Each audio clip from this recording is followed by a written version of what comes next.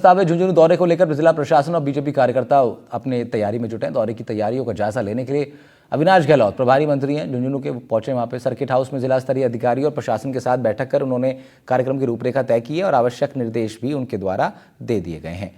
प्रभारी मंत्री अविनाश गहलोत ने जानकारी दी कि सीएम भजनलाल शर्मा 20 और 21 अप्रैल को शेखावटी के झुंझुनू और चूरू दौरे पर रहेंगे। इस दौरान वो जिले के 11 स्थानों पर जनसभाओं और स्वागत कार्यक्रमों में भाग लेंगे। साथ ही वो सर्किट हाउस में आमजन की समस्याएं सुनेंगे, अधिकारियों के साथ विकास कार्यों की भी समीक्षा करेंगे।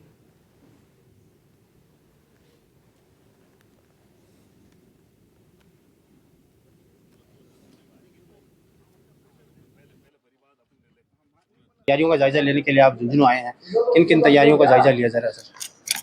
देखिए, प्रदेश के मुख्यमंत्री जी तपती गर्मी के बीच में शेखावटी के दौरे पर निकले हैं। निश्चित ही कार्यकर्ता में उत्साह भरने के लिए और जनता की समस्याएं जो है उनका समाधान करने के लिए और जनप्रतिनिधियों से वार्ता करने के लिए, अधिकारियों से वार्ता करने के लिए कि हमारा प्रदेश जो है मोदी जी के नेतृत्व में आगे कैसे बढ़ सके, मुख्यमंत्री के नेतृत्व में आगे कैसे बढ़ सके।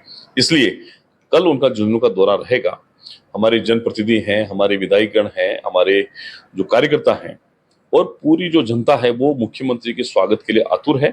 लगभग झुंझुनू में 11 जगह पर स्वागत कार्यक्रम हैं, जन सुनवाई के कार्यक्रम हैं और यमुना जल समझौते को लेकर उनकी महत्वपूर्ण बैठक जो हरियाणा सरकार के अधिकारियों के साथ में रहेगी। तो ये तमाम तरह के जो बिंदु हैं इस पर चर्चा करने के बाद में हमें ये लगता है कि ये यात्रा जो है, ये दौरा है मुख्यमंत्री का, शेखावटी के लिए एक स्वर्ण अक्षर में लिखा जाएगा। सभाओं को भी संबोधित किया जाएगा, यहाँ पर जो जन सुनवाई है वो भी की जाएगी। हरियाणा के अधिकारियों के साथ मीटिंग होगी, तो सर वहाँ से कोई जनप्रतिनिधि के रूप में मंत्री या फिर कोई आला अधिकारी कोई मीटिंग में मौजूद रहेगा? देखिए, निश्चित ही राजस्थान और हरियाणा सरकार के बीच का यमुना जल समझौता है, विशेष रूप से शेखावटी के लिए, जहां सीकर, चूरू, झुंझुनू जिले के लिए बहुत वर्षों से इसकी मांग थी। कांग्रेस ने हमेशा इस पर झूठ फैलाया था और झूठे वादे करके 70 साल तक वो क्षेत्र की जनता के साथ धोखा करती है। लेकिन इस बार मुख्यमंत्री भजनलाल शर्मा जी ने हरियाणा सरकार के साथ वार्ता करके इस काम को गति दी है। और हरियाणा चुनाव में तो बड़ा दुर्भाग्य था कि कांग्रेस के नेताओं ने कहा था कि अगर हरियाणा में कांग्रेस की सरकार आई तो यमुना जल समझौते को रद्द कर देंगे।